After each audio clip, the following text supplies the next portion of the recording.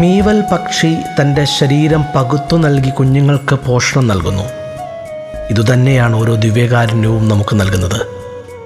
സമരിയാക്കാരിക്ക് ജീവൻ്റെ ജലം പകർന്നു നൽകിയതുപോലെ ഇന്നെൻ്റെ ജീവിതത്തിലേക്ക് ദിവ്യകാരുണ്യമായി ഈശോ ജീവൻ്റെ ജലം പകർന്നു നൽകുന്നു. അതുപോലെ എൻ്റെ ഓരോ പങ്കുവയ്ക്കലും ദിവ്യകാരുണ്യമാകാൻ, ജീവജലമാകാൻ, സഹോദരങ്ങളുടെ ദാഹമകറ്റാൻ ഈശോയെ കൃപ നൽകണമേ.